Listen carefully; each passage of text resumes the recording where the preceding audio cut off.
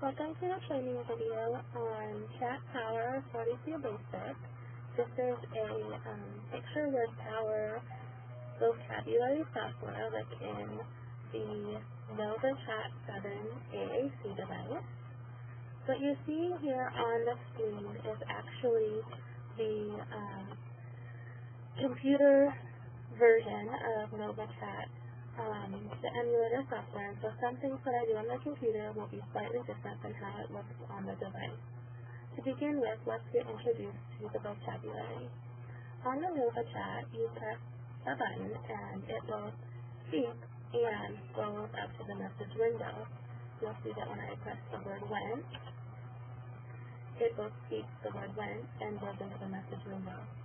If I had formed a sentence and wanted to speak the whole sentence, I would then just press with my finger. In this case, I'm using my mouse anywhere here in this white bar, which is called the message window. And that's like the whole sentence I went, which you may or may not be able to hear. As I deleted, I used my backspace key on my computer, and you heard it speaking some of those words it deleted. That's not something that's going to happen on the device.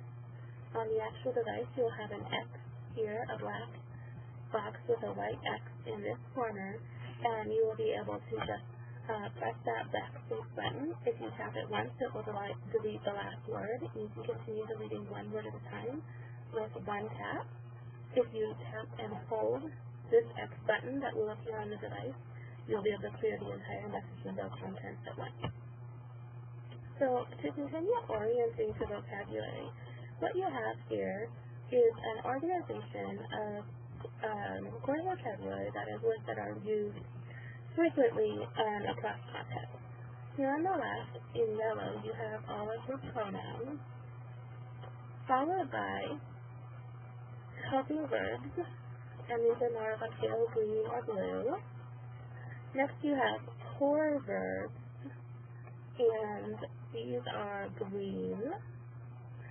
More core verbs are found under the Actions button. Then you have prepositions, conjunctions, and articles, which you'll find mainly up here. Other than those components, you have several groups in which you'll find across the top row. Any button that has an arrow on it on the top right corner is going to link to a new page. So for instance, people, because it has an arrow, will open a new page with people in it. And here you can see there are many people, pronouns, people's names, and space to put customized people in here. Within people, you also have school people and jobs, and you know that those will open new pages because of the arrow. If I were to go to jobs, you would see many different people represented by occupation. I can go into groups or back to the home page. You'll always have when you have the option to go back to the home page, it will always appear here in the bottom left. Now I'm back at the home page. If I want to explore some other groups, I could look at questions. These all are question words that I could begin a sentence with. And as you see, to begin a sentence, I'm coming back here. Would I eat applesauce? Would I eat applesauce? Or, from questions, I could actually form a complete question by using a button that has a complete question on it, such as this one. What will we do later on? Another question I really like is what will we do next? Or what will we do now? Again, going back to the home page and continuing to explore the different linked pages, I have places. Places is all sorts of locations, everything from buildings and bedroom and bed to movie, bank, bowling alley, generic store, or there are more stores. To go back, I could go into restaurants. And I'll go back to this places page and go home. Time is going to give me information both regarding time of day, numbers, days of the week, months, years, before and after, and date. So again, any button that just does not have an arrow will just speak. Any button that does have an arrow on it, such as today is, yesterday will be, and tomorrow will be, will lead me to a new page. So I'll press today is, and it'll lead me through the routine of saying about today. Today is Monday, December 24th, 2012. Now, I actually forgot to clear my message window, but say that I had done that, I could then press my message window,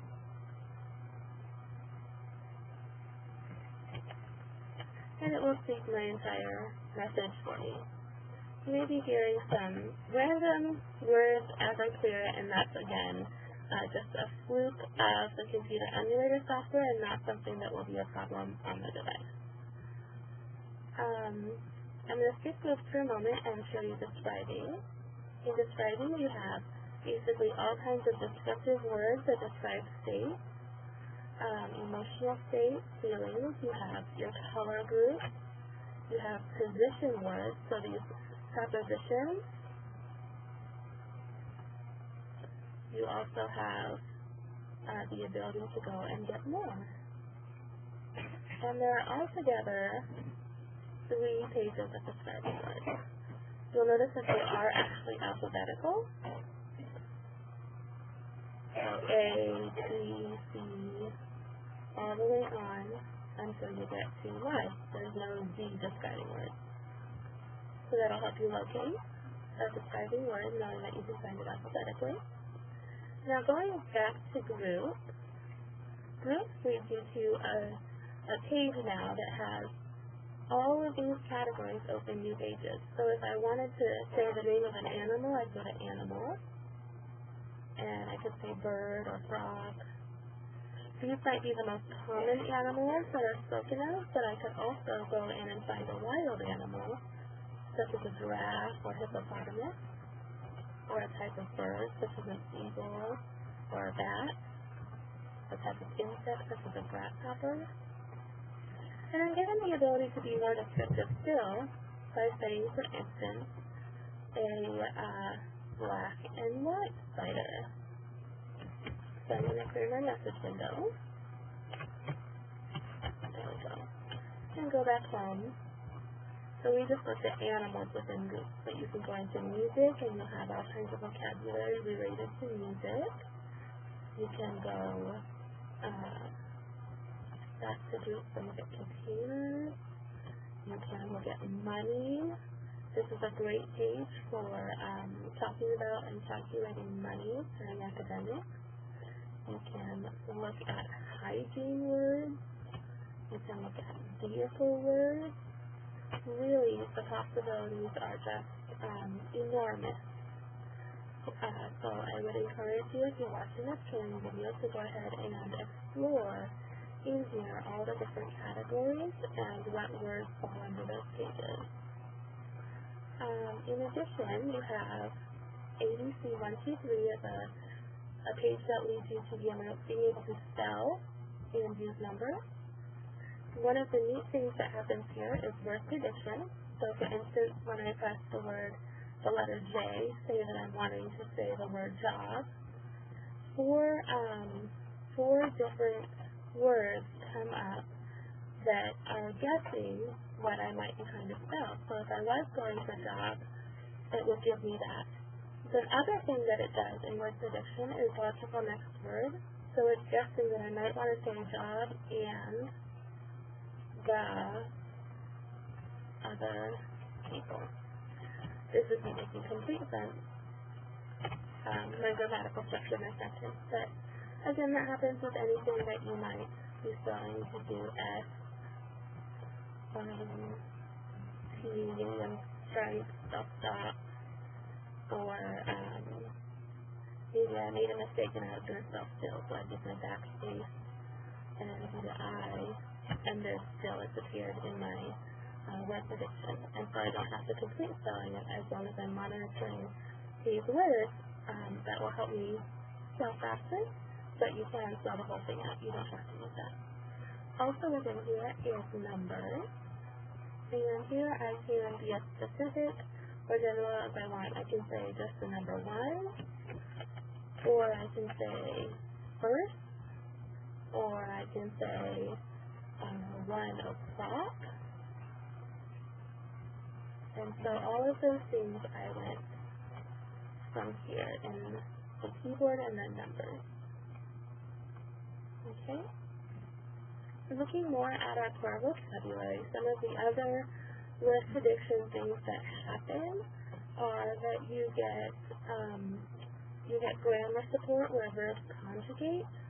So when you say I, then you say am, you'll see that all of your verbs conjugated into a present progressive tense, because that's the logical tense to follow the word am.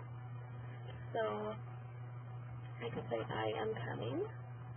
Another thing that happens is direct links to related categories. So let's try a new one where we say I am eating, and see that eating has a little arrow in the corner, which means it's going to open a new page. And when I say eating, it's direct linked into a category about food. So I am eating a fruit snack. Then I can either look at more food or go back home. Again, I'm just clearing the message window, which you will do on a device with an X here in the corner. The direct link to categories also happens with drinks and with feelings. So I might say, you feel sick. Or maybe that was a question and I wanted to say, do you feel sick? And so that's how I use these core words. Continuing on, I want to show you a feature within Group called Visual Themes. Here are some visual themes, and what this means, this for instance, is a cafeteria. And there's a picture of a cafeteria for reference, so that the child knows when I'm in this place that looks like this picture, here are some things I can talk about. So then we just put some messages on here, such as, what's for lunch? We have an I want that actually navigates into here, into the pink case. You can say, I want a sandwich, and it brings you right back. You can say, I'm hungry, or I'm finished eating. You can either go back to visual theme pages, or if I was in there, I could also go back home. So those are visual themes. It's really just a way to provide a context for the communication that you're using.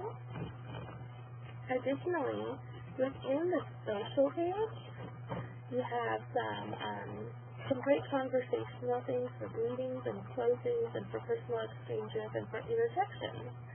So here are greetings like hello and goodbye and how are you? See you later. You have your politeness markers, thank you, please, you're welcome. You'll notice that when I pressed each of these politeness markers, the page closed and brought me back to my main core page. That's because usually please will either start or end a sentence. You're not going to say anything else on this page. Most likely you're going to say please and then say something from here on this page, or have already said something here, and add please at the end. You have interjections, such as congratulations, awesome, I love that, great, is one that's contemporary, I'm down with that, or dude. You also have the option to have the user say,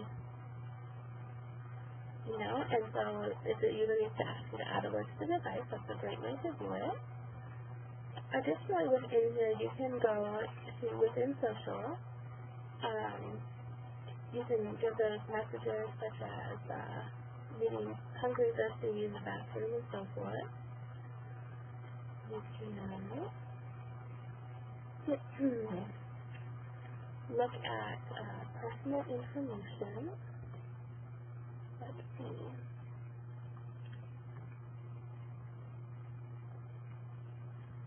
That is always personal information. I think I read. Oh, there it is. Personal. Right here in social. And in personal information, you have ways to share information, such as your name, your phone number, your birthday, how old you are, what you like to do, your favorite TV show. And for each one, you could say, for instance, my name is Joey. How about you? That's a great way to just get that reciprocal, what's your name? In order to be more specific, though, you can go into social questions and ask, what's your name? Where do you live? How old are you? And those specific questions. You can alternate between questions and personal information. So you might say, my name is Joey, and then go to social questions and ask, what's your name? And then go back to personal information and say where you live, and go back to questions and say, and ask, where do you live? So that's a great way to use social.